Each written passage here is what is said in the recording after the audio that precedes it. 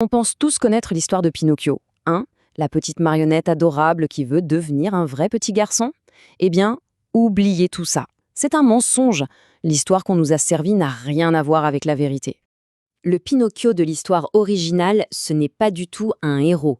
C'est un monstre, un vrai petit délinquant, violent, ingrat, et ça dès la première seconde de son existence. Alors ouais, on oublie Disney, on pense plutôt à Chucky, la poupée qui tue. Allez, on va jeter un œil à son casier judiciaire et vous allez voir, sa carrière de criminel, elle commence littéralement à la seconde où il prend vie. Imaginez la scène. Geppetto vient de finir de lui sculpter les pieds et bam, premier réflexe de Pinocchio, lui filer un coup de pied en plein dans le nez. Pas de merci papa, hein, pas de petit câlin, non non, juste une agression pure et simple contre son propre créateur. Et ses tout premiers pas, est-ce qu'il les sévère son père? Bien sûr que non, il fonce direct vers la porte et il se barre dans la rue à toute vitesse. Mais le pire, c'est ce qui arrive après. Un policier finit par l'attraper. Et là, la foule prend sa défense. C'est Geppetto qui se fait accuser d'être un monstre. Résultat, le pauvre vieil homme se retrouve en prison. C'est le monde à l'envers complet. Pinocchio, lui, a super bien joué son rôle de victime et ça a marché évidemment. Le voilà libre, tandis que son créateur est en tôle. Et croyez-moi, ce n'est que le début du carnage. Bon, de retour à la maison, Pinocchio est seul. Et là, il tombe sur qui? Sur la voix de la raison. Un grillon parlant. Un vieux sage de 100 ans. C'est un peu sa conscience, quoi, celui qui va tenter de le remettre sur le droit chemin. Le grillon, il y va à fond. Il essaie de le raisonner, de le mettre en garde. Il lui dit ses 4 vérités en pleine face. Mais à votre avis, comment réagit un petit sociopathe quand on le confronte à la réalité? La vérité?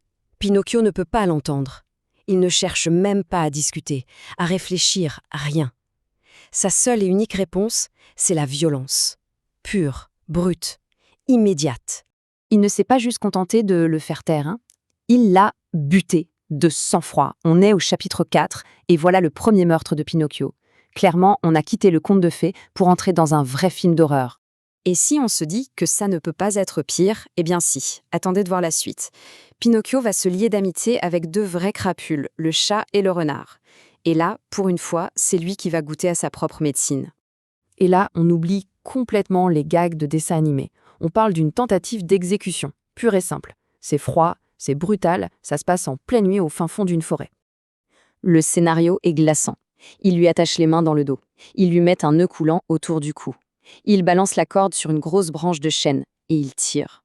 Il le laisse comme ça, pendu, en train de s'étouffer, de se débattre, et il s'assoit et attend qu'il crève. Il l'abandonne là, seul dans le noir, pour qu'il meure. Mais ce qu'ils ne savent pas, c'est que quelqu'un a tout vu.